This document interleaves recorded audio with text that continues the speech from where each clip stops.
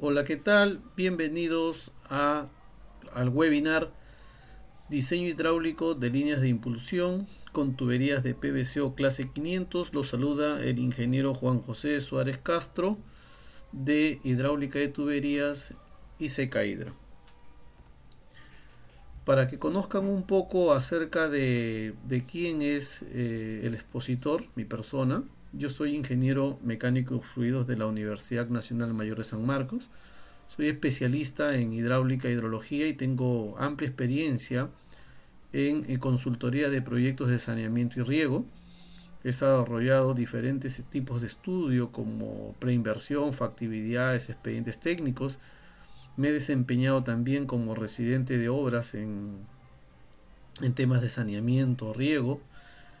Actualmente formo parte del Comité Técnico de Normalización de Tuberías y Accesorios y soy autor y CEO del canal de hidráulica de tuberías que está en YouTube y que tiene mucho material basado o realizado en base a la experiencia que he podido acumular a lo largo de los años.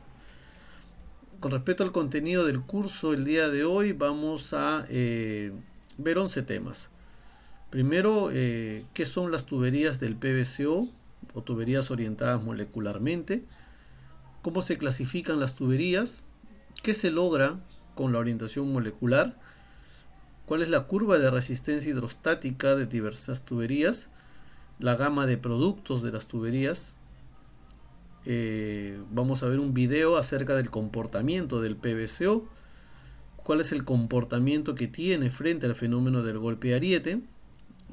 Veremos ya, entrando al tema que nos aboca, el esquema de una línea de impulsión, la explicación del fenómeno del golpe ariete, el diseño hidráulico de una línea de impulsión considerando tres materiales y un modelamiento hidráulico en el software denominado Ayevi.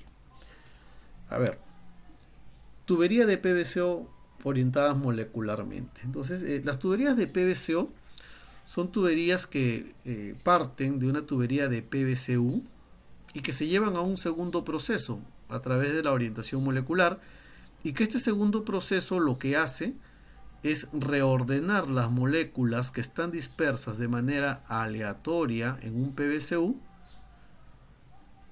a una estructura laminar o una estructura en capas denominada PVCO.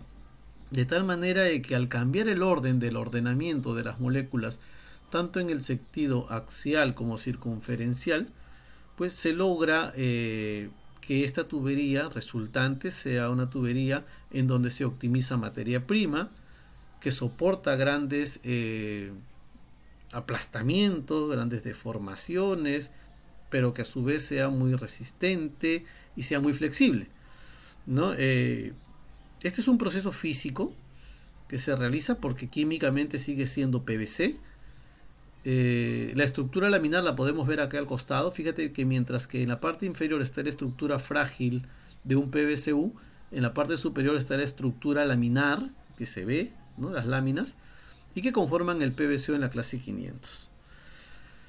La clasificación de tuberías del PVCO, y esto lo dice la norma ISO 16422, establece 5 clasificaciones de material, ¿no? La clasificación baja o bajas, que son las 315, 355 y 400, son clasificaciones bajas, mientras que las clasificaciones altas son la 450 y la 500, ¿no? Entonces, en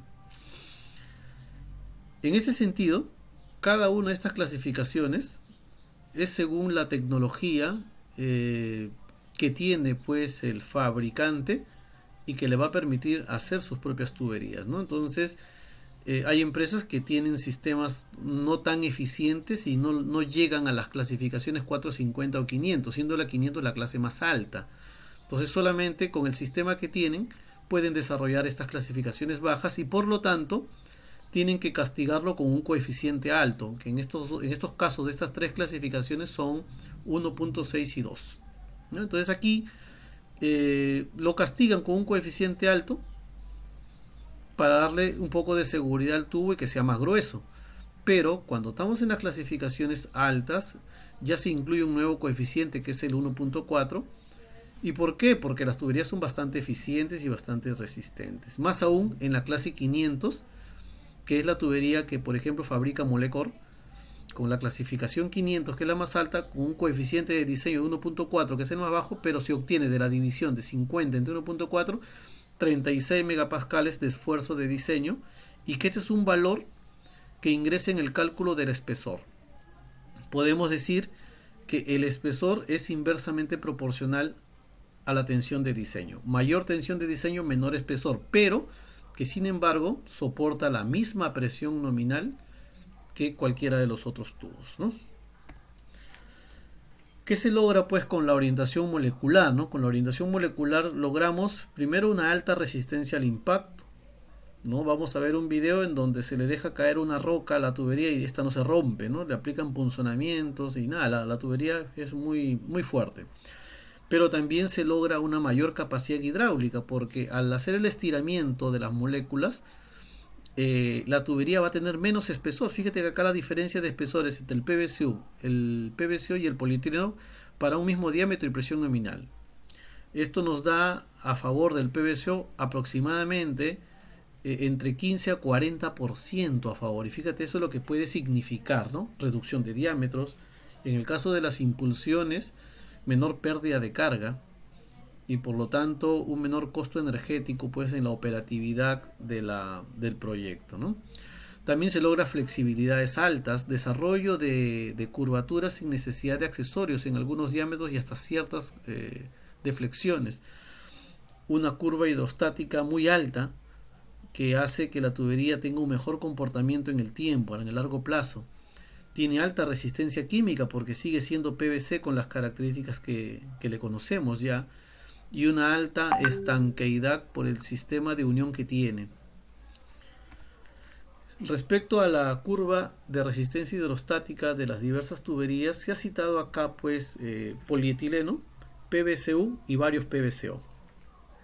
Entonces se han realizado ensayos basados en la norma ISO 9080 a las 10 horas, a las 100 horas, a las 1000 horas, y se extrapola pues el comportamiento para obtener el comportamiento de cada una de las tuberías a los 50 años en donde se hace el corte. Y en el caso del polietileno P100 tiene una resistencia mínima requerida de 100 bares, pues eso se llama P100, o 10 megapascales, es la resistencia mínima requerida. En el caso del PVCO tiene una resistencia mínima requerida de 25 megapascales o 250 bares. Y en el caso de los PVCO, el de 355 tiene 355 bares o 35.5 megapascales. El 400 es 400 bares o 40 megapascales. Y en el caso del PVCO clase 500, que es el que vamos a trabajar el día de hoy, tiene una resistencia mínima requerida de 500 bares o 50 megapascales, ¿no? La más alta. Es decir, con esto nosotros podemos afirmar que el PVCO clase 500 es la tubería que se va a comportar mejor en el tiempo. Larga vida útil, mayor durabilidad. Gama de producto de la tubería de PVCO clase 500 va desde los 90 milímetros hasta los 1000 milímetros. Y en presiones nominales de 12.5, 16, 20 y 25 bares. Y fíjate, acá está la tabla con sus espesores que los vas a ver bien reducidos. Para muestra un botón. La tubería de 200 milímetros PN16 tiene un espesor de 4.4. En el PVCU, la de 200 milímetros clase 15 tiene un espesor de casi 10 milímetros. Y en el polietileno tiene un espesor de 13 milímetros aproximadamente. Esa es la ventaja que tiene. Acá hay un video que va a resumir las propiedades del material.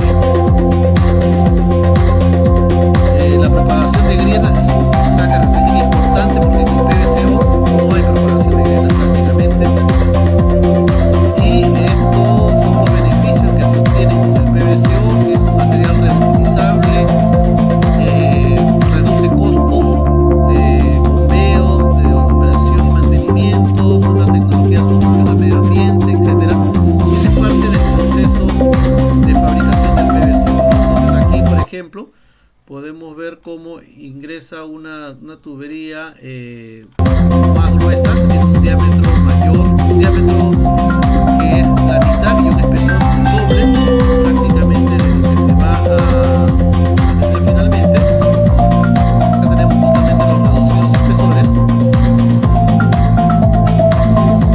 Y esto es parte ya de la producción. Entonces aquí con operaciones controladas de presión, temperatura y velocidad se logra orientar el flujo proceso del foco y la campana de tal manera de que se tiene un tubo con una orientación molecular uniforme en todo el material, ¿no? Entonces son plantas de fabricación de Molecor que está ubicado ya en los 5 continentes a nivel mundial y que el Perú tiene pues representaciones con 3 grandes almacenes ubicados en Piura, en Lima y en el Cusco, ¿no? Entonces esa fue la tecnología de Molecor. Muy bien, frente al comportamiento o el comportamiento frente al golpe de ariete, nosotros tenemos que para cuantificar la sobrepresión es necesario tener calculado la celeridad de onda. Y la celeridad de onda viene dado por esta expresión, donde claramente está de manifiesto pues el módulo de elasticidad, porque este K sub C es la división de 10 a la 10 entre el módulo de elasticidad y luego el diámetro medio y el espesor.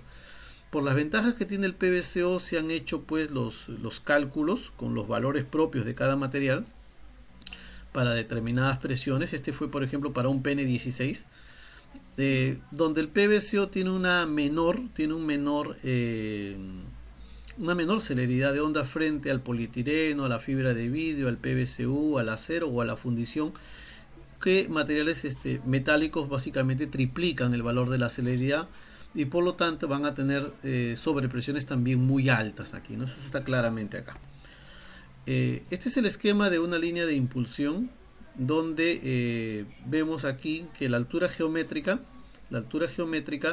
sumado a la pérdida de carga me va a dar la altura manométrica, ¿no?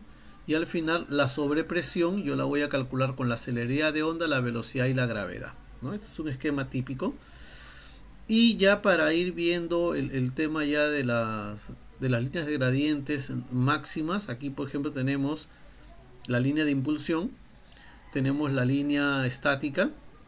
Si nosotros le sumamos la pérdida de carga, vamos a tener la línea de gradiente ya en operación cuando está bombeándose cierto caudal. Entonces nosotros vamos a tener esta línea y esto se genera por la pérdida de carga que hay pues y que tiene que vencer el agua para poder llegar acá, ¿no? Entonces esta es la operación normal, la línea roja es la operación normal y esta es la línea estática cuando no hay bombeo, vamos a decir así.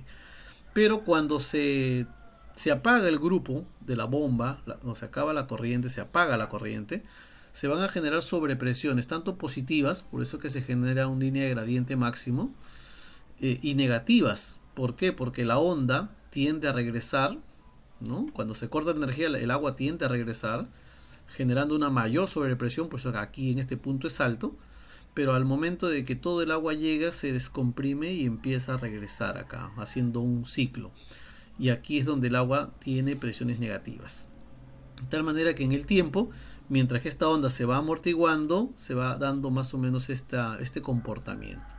Y aquí hay que cuidar que la línea de gradiente negativa no pase o no corte a la rasante de la tubería, porque se pueden generar los problemas, zonas de cavitación o zonas de presiones negativas acá, ¿no? Eso lo vamos a ver ahora.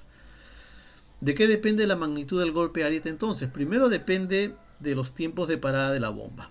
Entonces debemos de calcular el tiempo de parada según la instalación que tengamos, donde C y K son valores de ajustes empíricos, pero que se determinan a través de ¿qué? De la pendiente hidráulica, por ejemplo, el valor de C, ¿no? Que es la división de la altura manométrica entre la longitud. Yo tengo diversos valores de C. Y el K tiene que ver con las longitudes. Si la longitud de la impulsión está entre una cantidad u otra cantidad, tenemos los valores de las longitudes. Esta hoja de cálculo yo se las voy a pasar ahora. La longitud de la impulsión, la velocidad que la vamos a tener conocida, porque si ya tenemos el caudal y tenemos el área interna de la tubería, calculamos la velocidad, la gravedad y la altura matométrica, que también es conocida. y que la altura manométrica es la altura geométrica más la pérdida de carga, ¿no? Entonces, dejen en los comentarios, ¿sí?, del video, por favor, sus correos para poder enviarles la hoja de cálculo. También, ¿de qué depende? Depende del tiempo crítico, ¿no? Y este tiempo crítico se define como el tiempo que tarda la onda de presión en dar una oscilación completa, ¿no? Y que el cálculo es simple, 2 veces la longitud entre la celeridad de la onda. Y aquí se hace la comparación entre el tiempo de cierre y el tiempo de parada de la bomba, ¿no?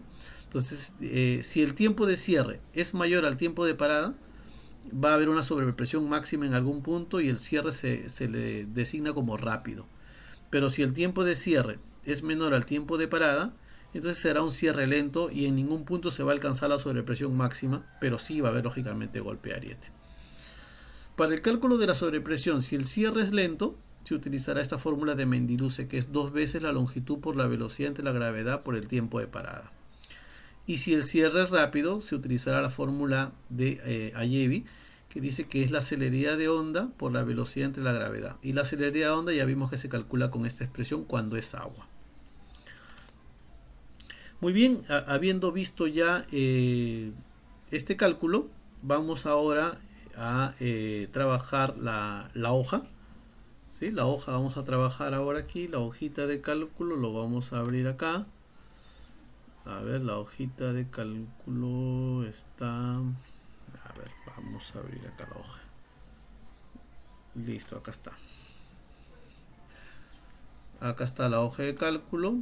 Entonces aquí, por ejemplo, tenemos 3 escenarios con 3 evaluaciones para 3 materiales diferentes: el PVCO, el polietileno y la fundición. Todas en el diámetro nominal 355, salvo la fundición, que maneja el diámetro 350, no tiene 355.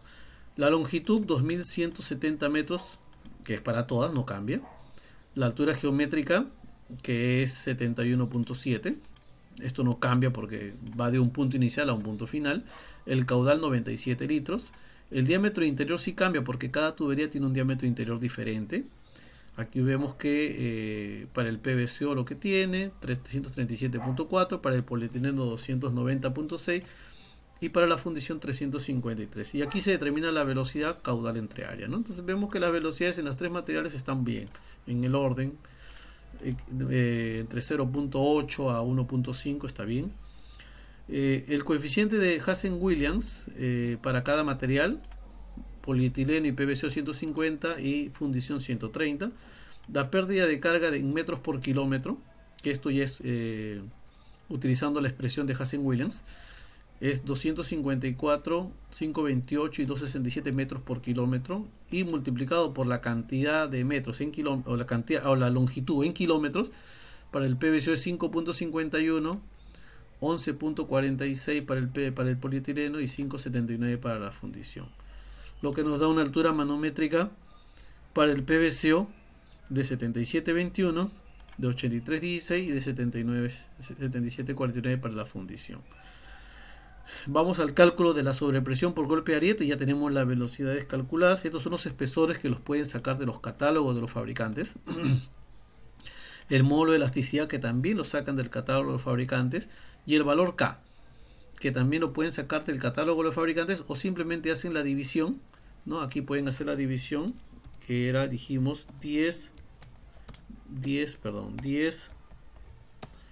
a la 10 entre el módulo de elasticidad, ¿no? Y eso es lo que finalmente va a resultar acá, ¿no? Si le ponemos en esta representación, vamos a tener, estos son los valores del módulo de elasticidad, del valor K.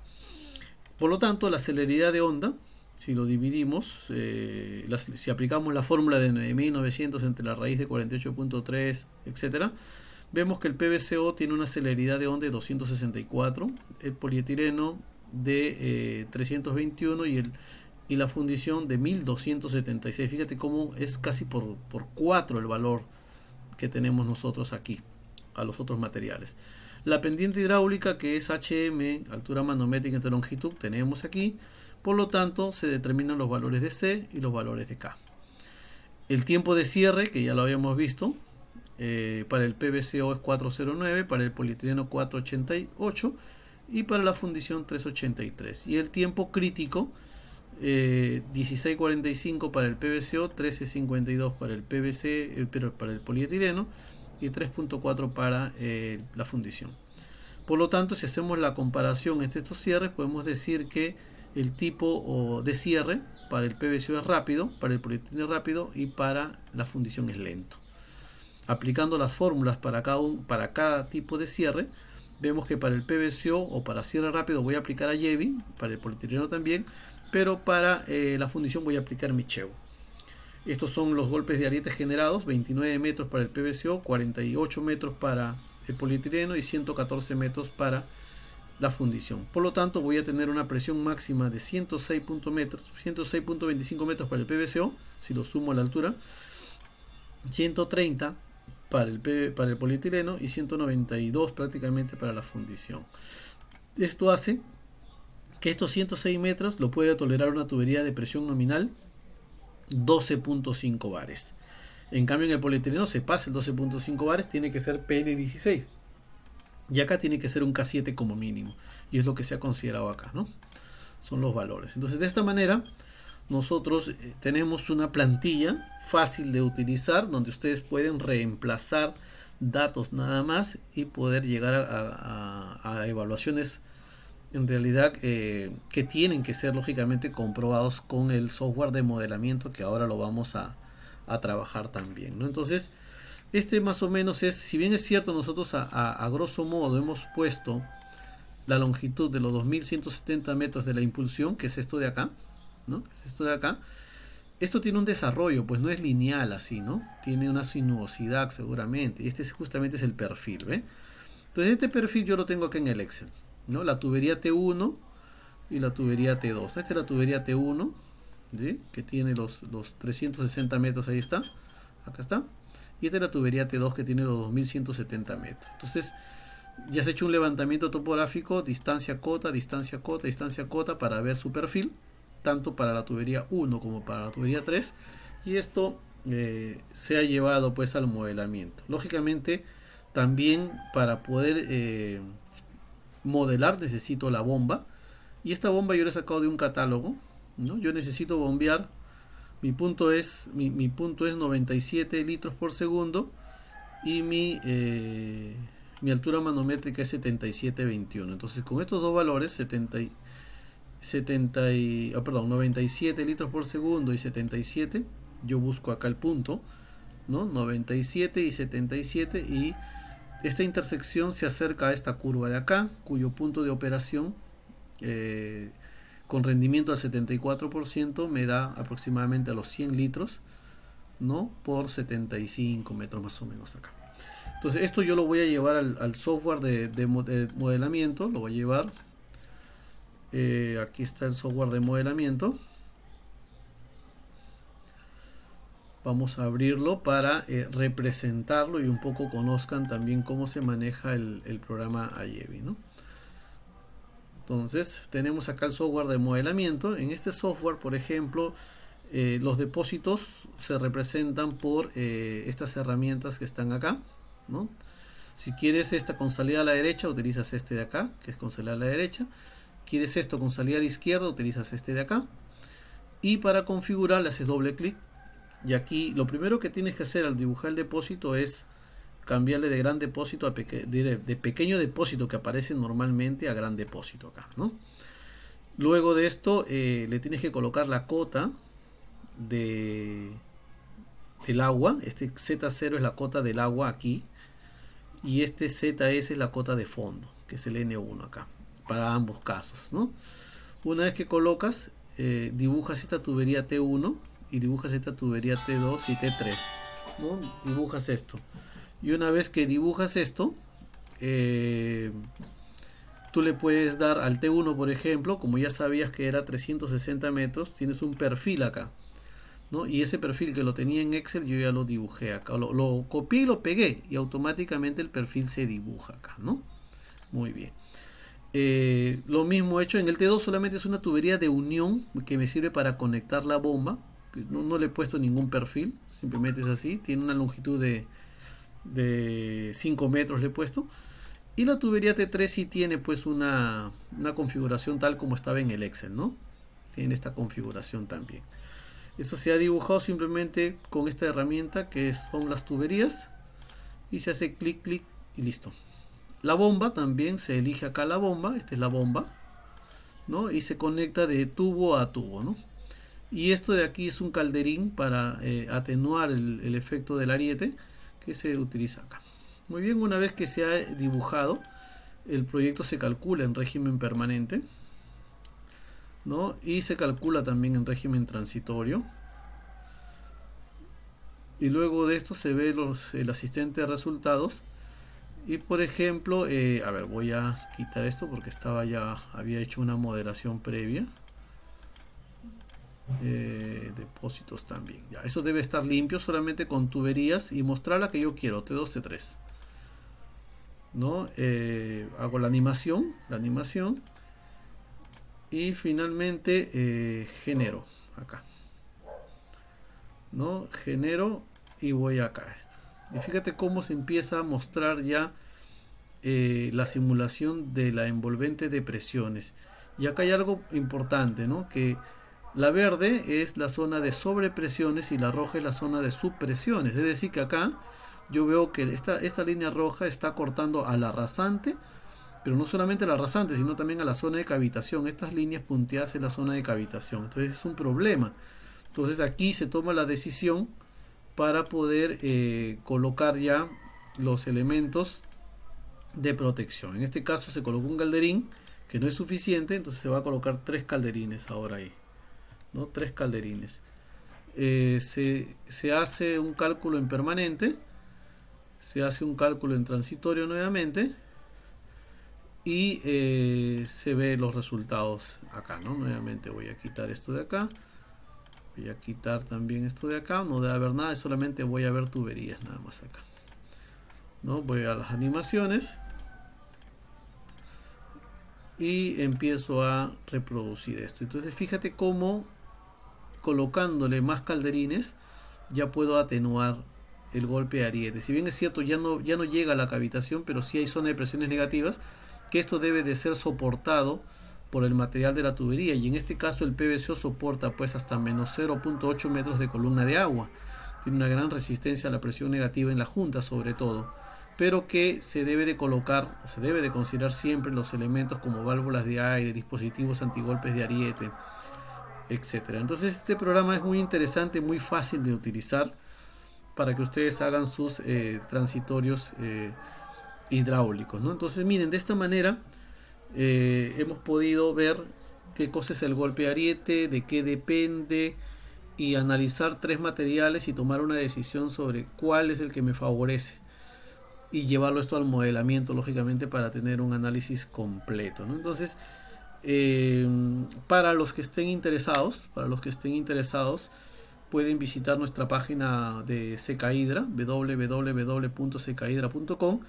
Constantemente yo publico blogs que te dan muchas ayudas para que puedas leer y tener mucha teoría acerca de diversos tipos de cálculos hidráulicos. Y también tenemos una sección de cursos virtuales en donde puedes tú ver el curso que de repente te pueda ser útil y puedas de repente adquirirlo, ¿no? Eso ya depende de cada uno. Yo les hago la invitación a que lo visiten la web, a que visiten mi canal de YouTube, que va a estar también en la descripción del video, y que puedan ustedes ver ahí videos gratuitos que son de mucho valor en realidad. Listo, eso sería todo. Muchas gracias por haber asistido al webinar. Y no te olvides de suscribirte para que te podamos enviar las hojas de cálculo y darle clic en las notificaciones para que te llegue cada vez que subo un video.